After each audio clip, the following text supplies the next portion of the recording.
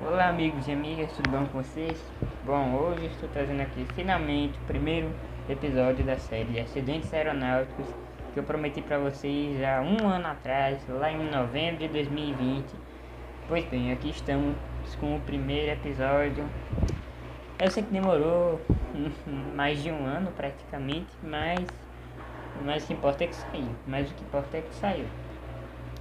Enfim, hoje o primeiro episódio eu vou tratar de um acidente aéreo muito conhecido lá fora, sobretudo nos Estados Unidos, o país onde ocorreu. O voo American 587 é o segundo pior acidente aéreo dos Estados Unidos, bem como um dos que mais abalaram a história os cidadãos estadunidenses. Né? Então, acontece o seguinte. Talvez ainda esse mês eu traga outro vídeo a respeito de outro acidente aéreo que também vai fazer 20 anos, só que ocorreu lá na Europa. Esse não é tão conhecido quanto American 587. Talvez eu traga 26 de novembro. Eu não tenho certeza, né? Mas, enfim, eu acho que eu já falei o que eu tinha pra falar, não é muita coisa de fato. Acho que já podemos começar. Então, bem, vamos lá. O avião envolvido no acidente era um Airbus A300 da American Airlines. O avião era registrado como November 14053. Ele havia sido entregue à American em 1988. Airbus A300, não sei se vocês sabem, mas é um grande avião, um avião de grande sucesso, um wide-body, um avião, ou seja, com dois corredores, um avião largo com dois corredores, que possui apenas dois motores, né? O avião, quando ele foi lançado, assim, ele não fez muito sucesso, porque ele não tinha um longo alcance, mas depois a Airbus fez uma versão nova e depois várias companhias aéreas adquiriram ele, inclusive companhias aéreas nacionais. Então acontece o seguinte, na tripulação do voo estava o capitão Edward, de 42 anos de idade, seu primeiro oficial Stan Molly, de 34 anos de idade. No dia do acidente, a aeronave estava com 251 passageiros, tanto na classe executiva quanto na classe econômica, e 9 tripulantes, bem como comissários, os 2 pilotos, etc. No dia do acidente, o piloto, o Airbus estava atrás de um 747 da JAL. 747 era de uma companhia aérea japonesa, tá? Ele estava atrás do 747 até a pista 31L do aeroporto de John F. Kennedy, porque no dia o voo 587 ia decolar do aeroporto de John F. Kennedy em Nova York, nos Estados Unidos, até o aeroporto de Las Américas em Santo Domingo, na República Dominicana. Então o 747 taxiou até a pista, chegou na 31L e decolou. Inclusive a torre de controle advertiu o voo 587 a respeito de uma possível esteira de turbulência gerada pelo 747. Esteira de turbulência é o seguinte, é quando basicamente parte do vento tá em cima. Deixa eu pegar esse pé. Nossa, imagina que isso aqui é uma asa, tá bom? E aí gente, tudo de ordem com vocês? Então agora é o seguinte, você não vai precisar imaginar coisa nenhuma, porque eu vou dar um exemplo melhor, porque com o pegador, cara, eu tava um pouco nervoso quando eu tava fazendo esse vídeo, tava tarde, eu pensei em até dar pausa pra pegar um aviãozinho, mas eu vou dar um exemplo melhor pra vocês, relaxa aí. Pois bem, acontece o seguinte, os ventos, eles acabam que, é como se eles tivessem sido cortados pela ponta da asa. Então uma parte do vento vai para cima, a outra vai para baixo. No final da ponta da asa eles se encontram, se cruzam, e isso vai se somando várias e várias vezes, fazendo redemoinho, coisa que é normal. O problema é pro aviãozinho que tiver atrás, porque ele vai ter alguns problemas, como este que vocês estão vendo aí na imagem. Bom, essa foi a explicação, foi bem rápida, agora fique com o vídeo. Com o Airbus A300 nem tem tanto problema com isso, porque ele é um grande avião, mas Stan Molly estava muito aflito e muito nervoso a respeito da possível esteira de turbulência daquele jumbo, da JR. Inclusive no CVR aparece eles comentando sobre isso.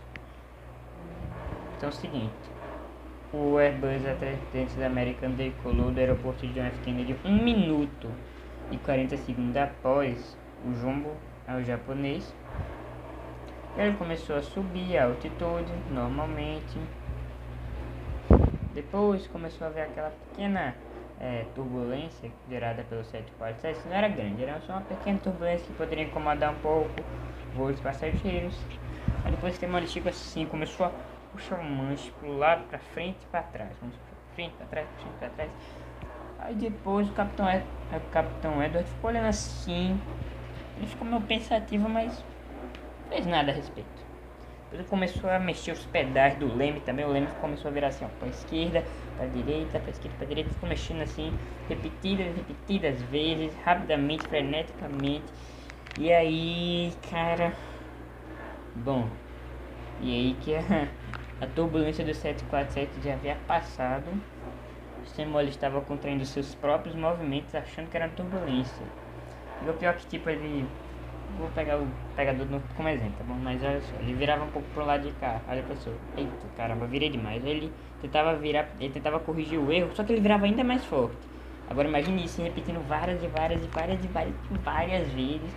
Começou a repetir isso, começou a fazer isso. Até que acontece o seguinte, o estabilizador vertical, que é a peça do avião que tem um leme que faz ele dar a guinada para a esquerda, para a direita, ele é preso por 3 pares de peças. Esses 3 pares de peças são chamados de presilhas. Essas presilhas conectam o estabilizador vertical à empenagem do avião. E elas suportam até 3.000 libras de força exercida sobre elas, o que é bastante coisa. Só que com o Stanley virando o leme constantemente para a esquerda e para a direita, acabou que as presilhas estavam suportando uma força de 20.000 libras, ou seja, o dobro do que elas foram fabricadas para suportar. E isso uma hora ou outra ia dar problema, né? E deu. Bom, as presilhas não suportaram toda a pressão aerodinâmica sobre elas e o estabilizador vertical do avião foi praticamente arrancado da empenagem. E bom, sem o estabilizador vertical não tem controle do avião, não há mais nada, infelizmente, que possa ser feito. O estabilizador vertical do Airbus, ele se soltou e caiu na Baía da Jamaica. Os pilotos até lutavam pelo controle de sua própria aeronave, mas sinceramente nessa altura do campeonato não havia muito que se pudesse fazer. A força aerodinâmica sobre a aeronave era tanta que os seus 2 motores foram arrancados e um deles caiu sobre um quintal e o outro em um posto de gasolina. Ninguém se feriu com a queda desses motores. Enquanto o avião seguiu caindo, até que 19 segundos após ter perdido o estabilizador vertical, ele bateu de barriga no solo, destruindo. Logo no impacto, 4 casas foram destruídas e outra foi incendiada.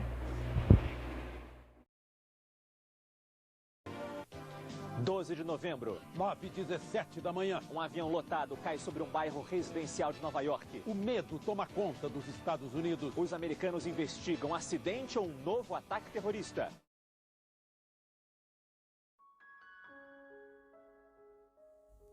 O caos estava instaurado sobre o bairro de Rockaway, na cidade de Queens, estado de Nova York. A cena era simplesmente devastadora. Havia pedaços de metal retorcido para todos os lados, chamas, pessoas desesperadas, veículos de emergência como bombeiros, ambulâncias para tentar socorrer possíveis sobreviventes do avião. O medo era tamanho de que aquilo era outro possível ataque coordenado pela Al-Qaeda, pois muitas pessoas viram a queda da aeronave e relataram um avião ter explodido, ter partido ao meio. Essa era a maior preocupação. Alguns hangares vazios do aeródromo de Floyd Bennett foram usados como necrotério improvisado para a identificação das vítimas.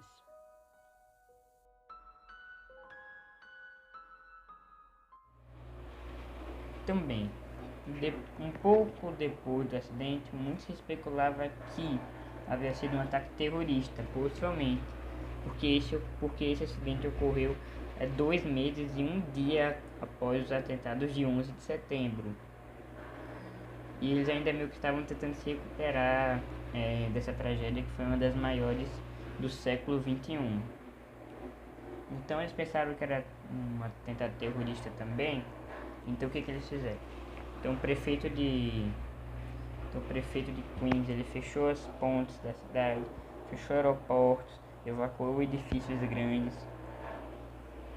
Inclusive, alguns hospitais até se prepararam para receber pessoas feridas de outro possível ataque. Mas depois, nada aconteceu. Então, não houve outro ataque. E agora restava investigar o que havia acontecido. Pois bem, como eu falei, muitas pessoas testemunharam a queda do 587.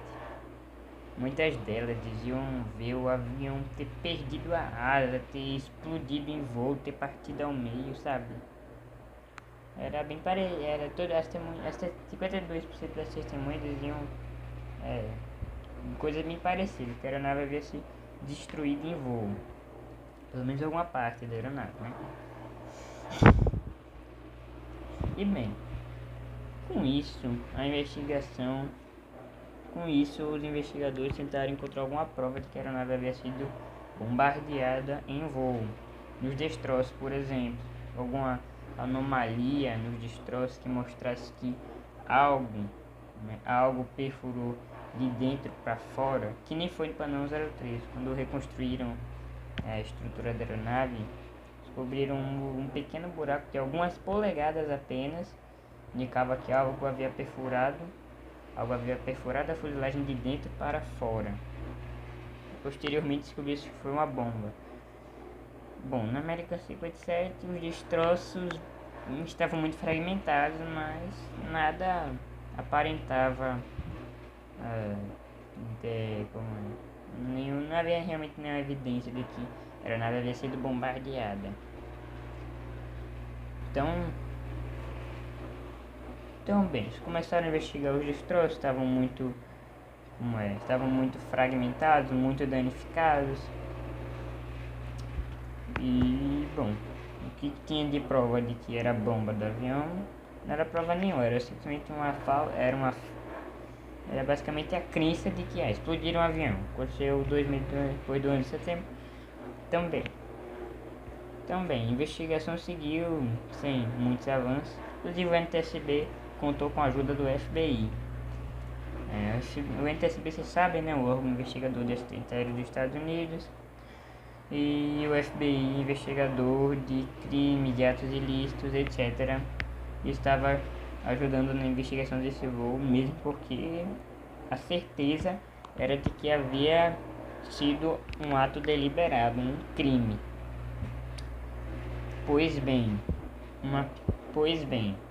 o estabilizador vertical do Airbus foi encontrado finalmente na Baía da Jamaica, onde eu falei que ele havia caído, lembra? Pois é, então eles encontraram um estabilizador vertical lá na Baía da Jamaica, muito longe de onde estava o resto dos destroços do Airbus. Se indicava que ele havia soltado ainda em voo. Agora, por que ele soltou? Muito difícil um terrorista simplesmente lá explodir um estabilizador vertical. Então, faltava descobrir isso. Será que havia sido um erro no projeto, um erro piloto? Não sei. Além disso, o CVR, o Cockpit Voice Recorder, mais conhecido como caixa preta, né? Registro de voz da cabine, foi encontrado além do o Flight Data Recorder, né? Que basicamente, como é que eu digo? Ele registra todos os dados do voo, bem como altitude, velocidade, lemes, flaps, entendeu? Essas coisas básicas da aeronave. Então acontece o seguinte, eles queriam descobrir por que esse estabilizador vertical havia se soltado. Havia alguma suspeita de que era por delaminação. Delaminação é o que? Basicamente como se uma determinada parte do avião, no caso do estabilizador vertical, estivesse se deteriorando. A grosso modo é como se estivesse se descascando, sabe? Sabe quando você pega... sabe quando você pega, sei lá, alguma coisa metal, alguma coisa dele, que assim, você vê que ela tá meio que se descascando assim, mais ou menos isso. Pois bem, foram feitas análises microscópicas para ver qualquer sinal de delaminação e não foi encontrado nada. Não foi encontrado realmente um sinal de delaminação, algo assim. Não foi encontrado nadinha. Então significa que o estabilizador vertical estava bom. Mas havia outra coisa. Nos registros de dados de dados do voo, mostrava que o primeiro oficial estava movendo o leme do avião para a esquerda, para a direita, repetidas vezes. E isso para quê? Isso para tentar conter os efeitos da esteira de turbulência gerada pelo 747. Os investigadores ficaram assim, cara, como é que esteira de turbulência no 747 fez isso com um avião desse? Sendo que teoricamente era para aguentar 10.000 libras de força excessiva. Pois é, então tinha algo errado. Um esteira de turbulência não ia fazer isso. Então eles foram testaram mesmo, ver se as presilhas de fato aguentavam 10.000 libras de força excessiva sobre ela. Presilha vocês sabem, né? Como falei anteriormente, 3 pares de peças que prendem o estabilizador vertical à empenagem do avião. Eles fizeram um teste para ver se aguentavam mesmo. Aí começaram a puxar um cabo de força assim e tal. Aí, 9.000, foi lá, 8.000, 9.000, 10.000. Aí quando o investigador começaram a botar mais força, sei lá, 11.000, 14.000, 16.000. Quando chegou em 20.000 assim, pouquíssimo mais que 20.000, o cabo se rompeu. Ou seja, era preciso o dobro da força para romper as presilhas do estabilizador vertical. Agora, seguinte, o esteira turbulência 747 não faz isso, certo? Então quem fez? Era possível que o piloto, o primeiro oficial, tivesse feito isso? Então, os investigadores começaram a analisar essa possibilidade e eles voltaram para os registros de dados do voo. Foram lá, tal, eles viram que o leme havia sido puxado as manetes haviam sido puxadas para frente, para trás, e o leme havia sido movido para a esquerda, para a direita, repetidas vezes, sabe? Quando começava a se mexer assim para um lado, para o outro, movia para a esquerda, para a direita, para frente, para trás, como se alguém tivesse freneticamente mexendo aquele avião, de modo que o estabilizador vertical se rompeu. Depois pararam para pensar assim, aí, será que é possível que o próprio piloto perder seu próprio estabilizador vertical? Então, é o seguinte, Stanmore, primeiro oficial, estava no comando, certo? Enquanto o Edward estava monitorando ele e ajudando o seu primeiro oficial também. Stanmore tinha um preocupante histórico de ações muito compulsivas e exageradas a respeito de esteiras de turbulência de aeronaves. Por quê? Porque o seu treinamento o fazia pensar que as esteiras de turbulência tinham um efeito muito pior do que realmente tinham. Quer dizer, esteira de turbulência realmente dá muito ruim, só que esse efeito vai depender principalmente das aeronaves que estão atrás. O Airbus A300 não tem problema com isso. Só que o Stone Molle não pensava assim. Stone Molle achava que o problema era o mesmo. Então por isso que ele começou a mexer, começou a tentar conter aquela história de turbulência. Então, cara, foi aí que descobriram o problema. Então falaram, entende, foi aí que eles descobriram que havia sido esse o problema. Stone Molle encontrou seus próprios movimentos, inclusive achando que era o do 747. Começou a mover freneticamente a aeronave de modo que a força exercida sobre elas foi o suficiente para arrancá-las em voo. E a força necessária era o dobro. Então, bem, com isso, o NTSB conseguiu concluir uma causa provável do acidente. A causa provável diz que a aeronave caiu devido à separação do estabilizador vertical do Airbus A300. O estabilizador vertical ele acabou se rompendo por causa das ações compulsivas e exageradas de Stone Molle, devido a um treinamento péssimo que o fez acreditar que os treinos de turbulência eram muito piores do que realmente eram, isso mesmo em aeronaves grandes. Então as recomendações da NTSB, porque um investigador de acidente aéreo serve para isso. Eles vão ver, vão analisar o acidente, o que causou, vão emitir as recomendações para que ele não se repita novamente.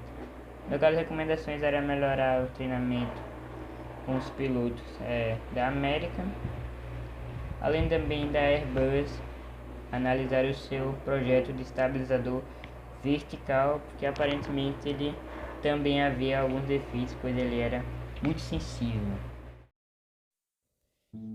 Também, esse acidente com o voo 587, após ele ter ocorrido, ele de fato foi ofuscado na memória de muitos, porque ele ocorreu em um tempo muito próximo de uma tragédia muito maior, muito mais conhecida, que foi o 11 de setembro.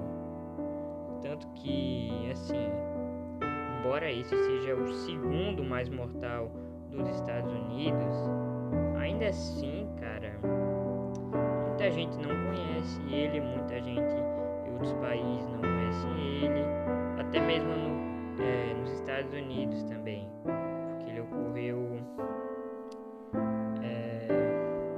apenas 2 meses e um dia após o 11 de setembro. Até acidentes que foram menos mortais são mais conhecidos do que esse. Mas esse foi um acidente muito triste, muito devastador. É um acidente muito bizarro, se você parar para analisar. É um acidente muito bizarro, é muito triste, principalmente os vídeos que você vê por aí, a cena devastadora, além das vítimas em solo. Você percebe um padrão, né? Que sempre os mais mortais também têm vítimas em solo. E isso é muito triste, eu acho isso bastante pesado, né? Esse foi um acidente de fato brutal. Bom, o NTSB tá aí, divulgou seu relatório final em dezembro de 2004 para que isso não ocorra novamente. E hoje, assim que a aviação vai ficando cada vez mais segura, né? Quando acidente acontece, vai ter que vir um órgão investigador, ele vai divulgar as recomendações no final para que ele não ocorra novamente, e assim a segurança da aviação vai se aperfeiçoando cada vez mais e mais. Eu trago esse tipo de vídeo aqui pro canal, não é pra alavancar views pro meu canal, não é pra se fazer sucesso com a morte de outros, não. De fato, eu tenho essa mesma opinião que eu tô mostrando aqui no vídeo. Eu acho que são acidentes muito tristes, realmente tragédias muito grandes, só que a gente pode tirar alguma lição disso. Mas eu não tenho meio que alguém para compartilhar isso. E aliás, eu acho muito melhor compartilhar isso com vocês, com os meus inscritos, porque a gente pode pelo menos tirar alguma lição disso. Bem, dentre os vários minutos desse vídeo bem longo, acho que esse é o meu recado final. Então, bom, eu acho que o vídeo foi esse. Acho que eu já falei tudo que eu tinha para falar. Bem, espero que vocês tenham gostado. bom, planejo outros vídeos futuros por aí. Fico muito feliz de estar fazendo isso, porque eu também estava planejando fazer um 11 de setembro há um ano atrás ainda. Eu acabei não fazendo, né? Também, eu fico feliz de gravar esse vídeo. Não feliz pelo acidente, é claro, mas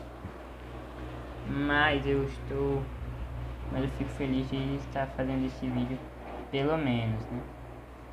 Então bem, esse foi o vídeo, espero que vocês tenham gostado. Talvez eu traga o vídeo ainda esse mês, né, do acidente, que o outro acidente vai fazer 20 anos. Então bem, esse foi o vídeo, espero que vocês tenham gostado. Ficou um pouquinho mais longo do que o normal, mas enfim, a maioria dos vídeos aeronáuticos eu garanto a vocês que não vai ser curto, minha gente, vai ser bem longo. Então enfim, o vídeo foi esse, espero que vocês tenham gostado. Até a próxima e tenham um bom dia, uma boa noite. Enfim, falou e tchau.